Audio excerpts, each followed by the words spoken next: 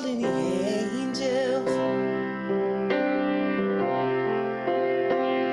calling the angels, all our angels, bringing all the angels,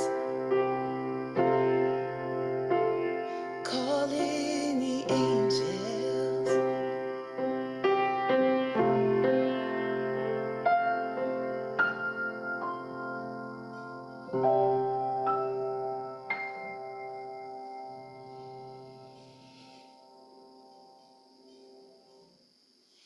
Well, hello and welcome everybody again for this Mother's Day service. And I want to talk about several things today. This is a three-part talk for Mother's Day. I want to first talk about the divine feminine, and then I'd like to share a little bit about my mom, and we'll end by honoring the moms in our lives. And why am I discussing the divine feminine? Well, Mother's Day represents an opportunity to acknowledge the powers of the divine feminine or divine mother, especially as we sit here in this male-centric, male-dominated world. It's particularly an important time for us to remind ourselves that that is true and focus on the divine feminine. And I'm not saying that male archetypical energy is a bad thing. The divine masculine, if you will.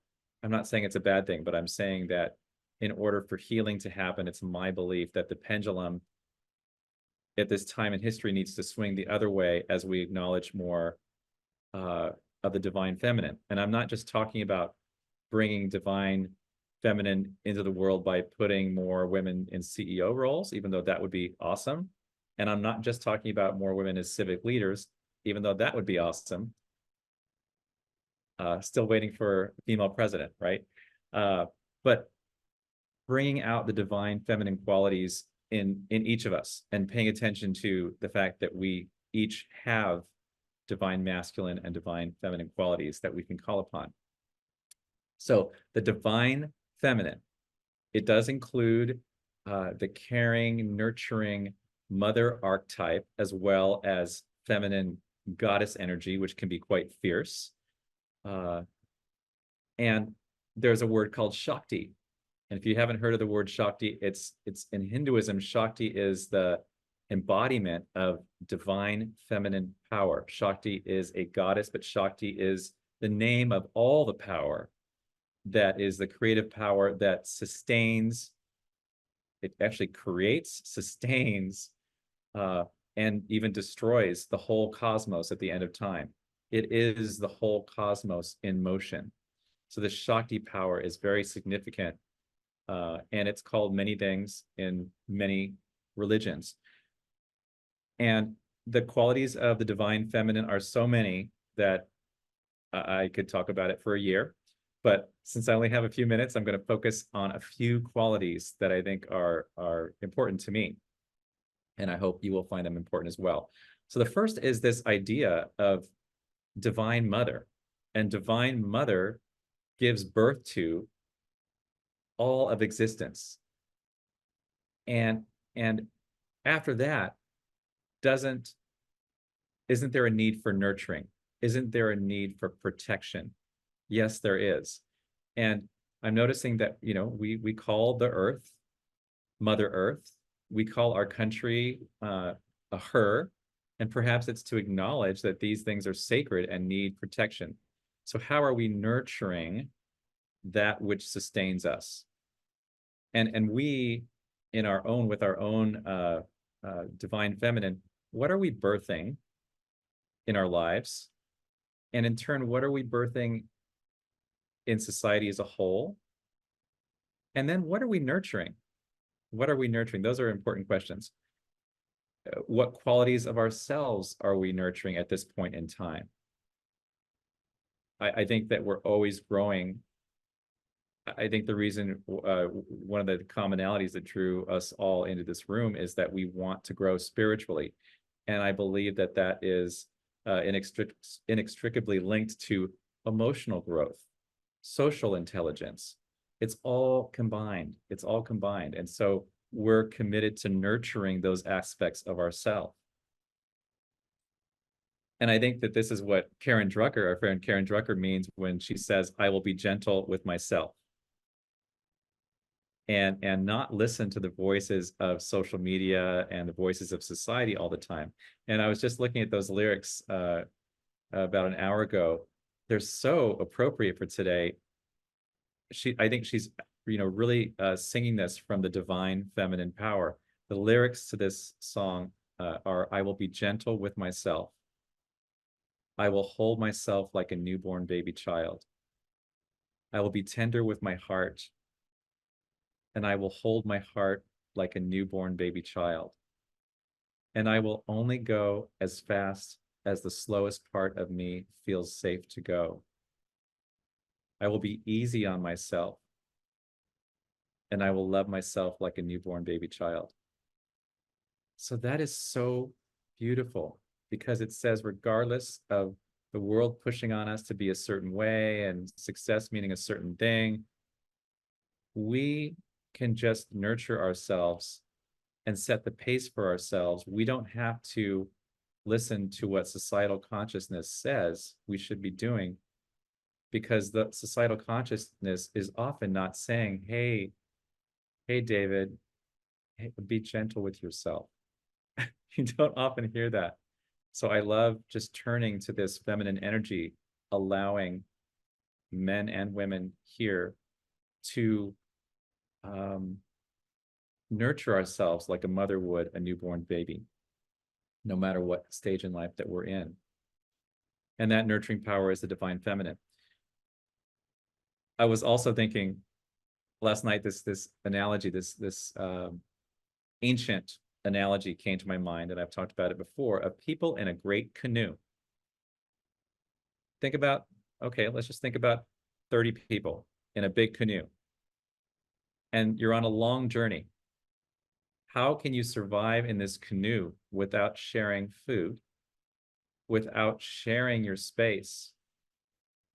How can you survive on this canoe for a long, long journey without patience and forgiveness? These are all feminine qualities. And now think about this canoe being the world. So this metaphor of the world civilization is in this canoe. We're all rowing. We take turns, some of us rowing, some of us collecting food, some of us caring for people. But how can we live as a people in peace and harmony without these qualities? And in addition to the ones I mentioned, how can we live on this canoe for very long without empathy, without namaste consciousness, without seeing the other person as ourselves? We would just end up beating ourselves up if we don't have continuous consciousness that we are the person next to us. We just don't remember. We have what I sometimes call simultaneous amnesia, that we are actually all one. So I think that's a beautiful analogy to think about, this canoe. And we are on this planet. It's a tiny place. It's polluted now. And so this analogy of the canoe is kind of, it's very real. It's a very real way of looking at things. It's a limited space that we live in. So we need the divine feminine.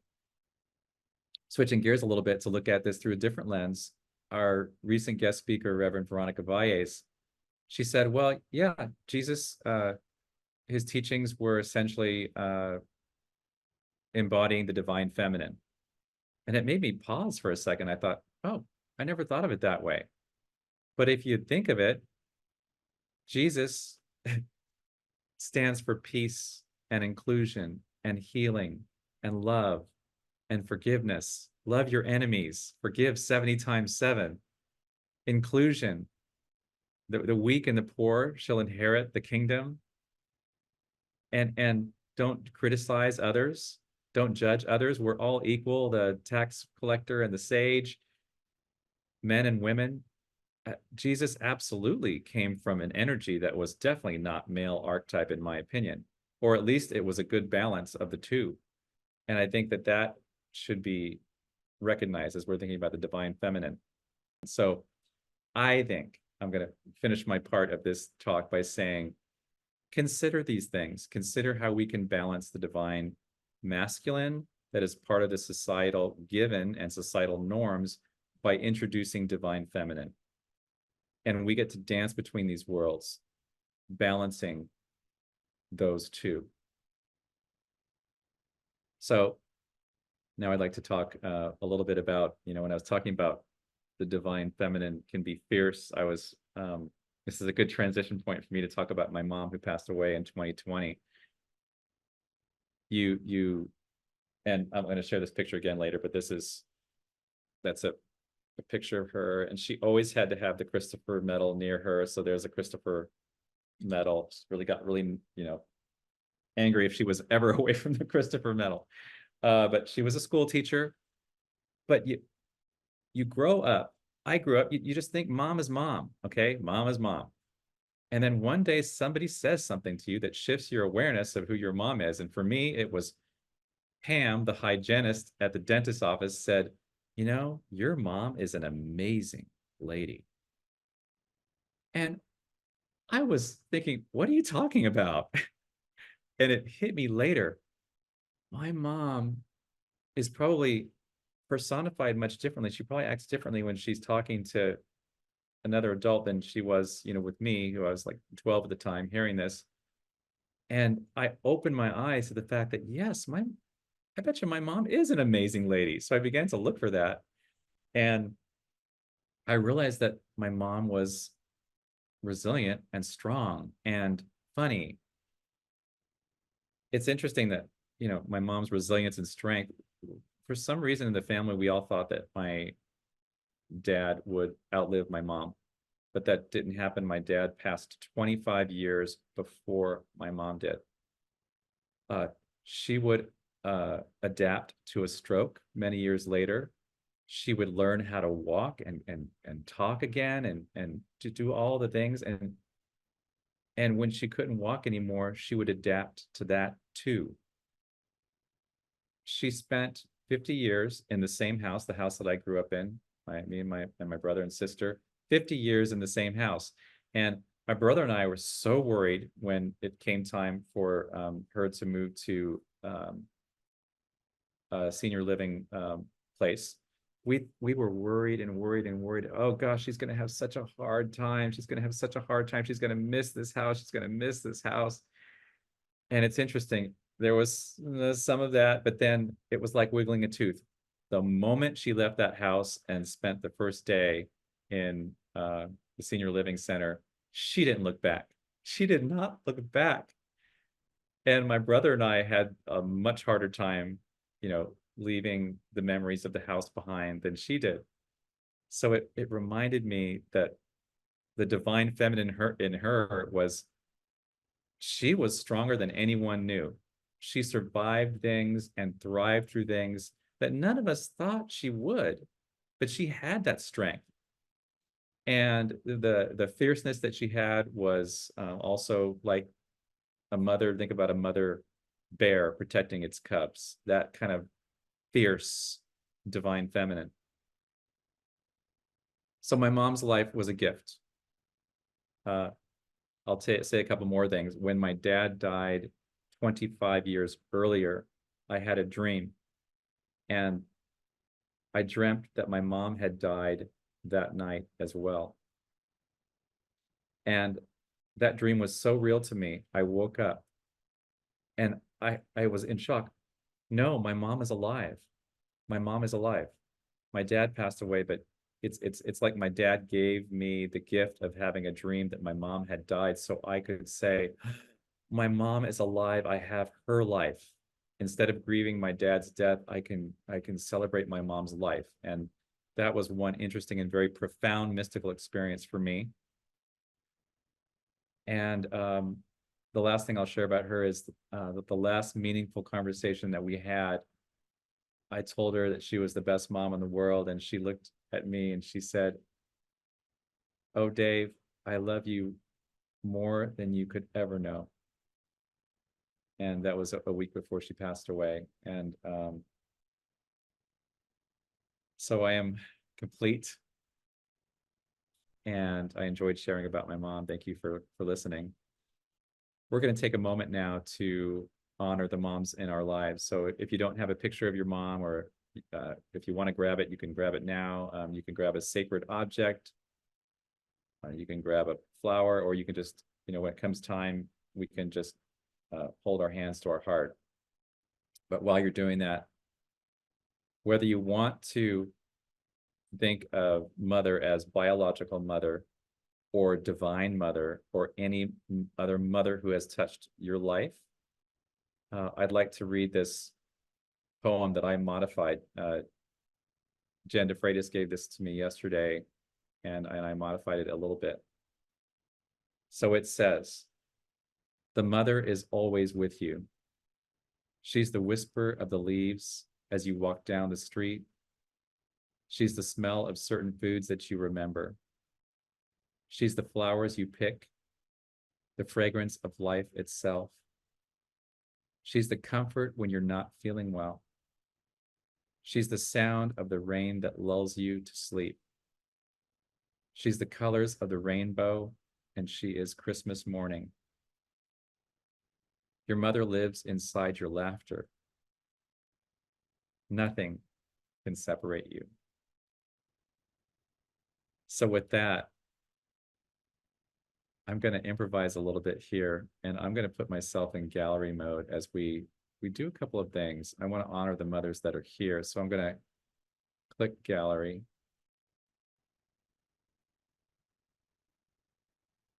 And for all of the moms and grandmoms or great grandmoms that are in the room, would you raise your hand? Okay. Okay, you can put your hand down now. And so I want us all to maybe just extend our hands and just repeat after me these short lines, just honoring the mothers, grandmothers, great grandmothers in this room, or anybody that has done mothering of another soul in this room. Repeat after me. We appreciate you. We honor the divine mother in you. We honor the wise teacher in you. Thank you for the gifts that you share. Thank you for the laughter. Thank you for teaching us love.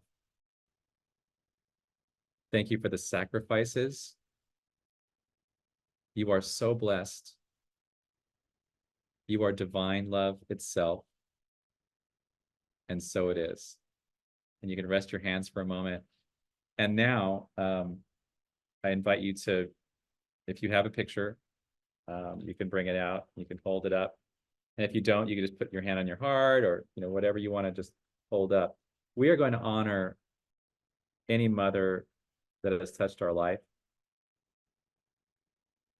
by saying after me. Let's just I just want us to look at these pictures. Oh, I got to hold mine higher. Okay.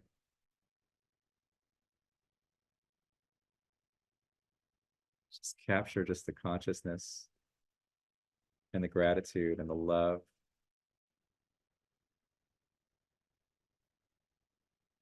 And for anyone who can't be here, let's also just, I know a lot of people couldn't be here today. Let's just think of them too as well, and their mothers. So we say, on behalf of all the mothers that we'd like to honor, please repeat after me. I appreciate you. I honor you. I honor the divine mother in you. I honor the wise teacher in you. Thank you for the laughter. Thank you for the sacrifices. Thank you for believing in me. Thank you for teaching me love. Thank you for all that you shared with me.